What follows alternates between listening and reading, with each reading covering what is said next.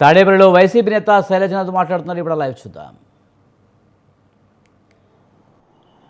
మీరు ఎంత ప్రణాళికగా, ఎంత వ్యవస్థీకృతంగా ప్రజల్ని మోసం చేయడం కోసం, లేకుంటే ఒక అబద్ధాన్ని, ఒక సత్యదూరమైన అంశాన్ని ఆనాటి ప్రభుత్వం పైన రుద్దేందుకోసం, అంటగట్టేందుకోసం మీరు ప్రయత్నం చేసిన అర్థమవుతుంది. ఇది ఒక ఆర్థిక అంశాలతో కూడిన ఒక చెడ్డ సాంప్రదాయాన్ని మీరు చెప్పినట్లు కాదా? దీన్ని ఎందుకు అనకూడదు మీ రోజున మేము? ఇది ఒక వ్యవస్థీకృత నేరమని. ఎందుకంటే మీరు ఒక విషయం గుర్తుపెట్టుకోవాలా, ఈ మాట ఊరికే మాట్లాడడం లేదు. మీరు ఆర్గనైజ్డ్గా ప్రచారం చేశారు ఈ రాష్ట్రం గురించి. ఈ రాష్ట్రం అప్పుల్లో మునిగిపోయింది, విధ్వంసం జరిగిపోయింది, బతకడానికే లేదు. ఈ రాష్ట్రంలో శాంతి భద్రతలు లేవు, మనుషులే మాయమైపోతూ ఉన్నారు. ఈ రాష్ట్రంలో ఇసుక మిగతా అన్ని కూడా అనేకంగా దోపిడీ జరుగుతూ ఉంది. దీన్ని కాపాడాలంటే మేము తప్ప ఇంకెవరు లేరు. ఒక్కటిగా ఉండి ఒక్కొక్క పార్టీగా జగన్మోహన్ రెడ్డి గారిని ఏం చేసుకోలేము. మేము గుంపుగా వస్తూ ఉన్నాం, మాతో రండి అని మీరు ప్రజలను మోసగించే ప్రయత్నం చేశారు.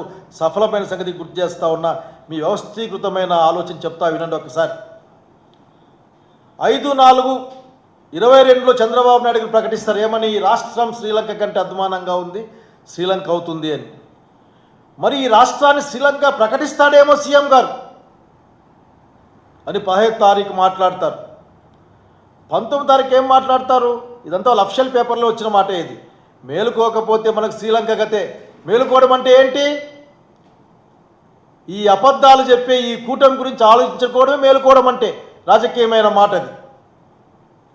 వారి డిప్యూటీ సీఎం గారు అరిస్తేన పైన దూరంలో కూతవేడు దూరంలో ఉందని మాట్లాడతారు. ఇప్పటి ఆర్థిక మంత్రి మిత్రుడు కేశవ్ గారు మాట్లాడింది ఆ రోజు 4 రెట్లు శ్రీలంక అంటే అప్పుడు. నాకేం అర్థం కాలే, వీళ్ళేమో శ్రీలంక ప్రభుత్వానికి కన్సల్టెంట్లుగా పనిచేశారేమో ఆ రోజున.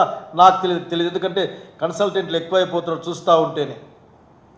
అట్లాగే ఇప్పుడు డిప్యూటీ సీఎం ఇది అప్పుల ఆంధ్ర అని చెప్పాలి. దీన్ని మారు మోగిపోతూ ఉంది. జగన్మోహన్ రెడ్డి గారికి ఆ రోజున అప్పురత్న అని పేరు పెట్టాలని ట్వీట్ చేశారు ఆయన. అక్కడికి ఇంకా ముందే చెప్పాను, పురంధేశ్వర్ గారు ఏం మాట్లాడా, డైరెక్ట్గా వెళ్ళి మాట్లాడమే అక్కడ. అట్లాగే ఆయన ఆర్థిక నిపుణుడు అని ఒక ఆయన రావడం, ఆయన మాట్లాడడం, రకరకాల వేదికల్లో పనిచేసిన నేను 14 లక్షల కోట్ల అప్పు ఉందని ఒక మాట మాట్లాడడం ఇంకా లాభమే లేదు అని. అయా చంద్రబాబు నాయుడు గారు, మిమ్మల్ని అడుగుతూ ఉన్నాం, ఈ విధంగా ఒక ప్రణాళికాబద్ధంగా ఒక అబద్ధాన్ని పదే పదే పదే చెప్పి ఆనాడు జనరంజకమైన ప్రభుత్వాన్ని అబాసు పాలు చేసి, అప్రతిష్ట పాలు చేసి, వాళ్ళ మనసుల్లో ఒక అనుమాన బీజాన్ని లేవనెత్తి ఒక ప్రణాళికబద్ధంగా మీరు రాజకీయాల కోసం ఆ కార్యక్రమం చేశారా లేదా అడుగుతూ ఉన్నాం. దీని వ్యవస్థీకృతమైన అంటే తప్పేమైనా ఉందా అని అడుగుతూ ఉన్నాం. అయ్యా మీరు ఒక మాట మాట్లాడుకుంటా ఉన్నాం మీతో. ఆ రోజున ఈ లెక్క ప్రకారం చూసినప్పుడే దాదాపు 6,46,531 లక్షల రూపాయలు అప్పు ఉంది ఇక్కడ. 1,000 రూపాయలు అప్పు ఉంది ఇక్కడ కోట్లల్లో.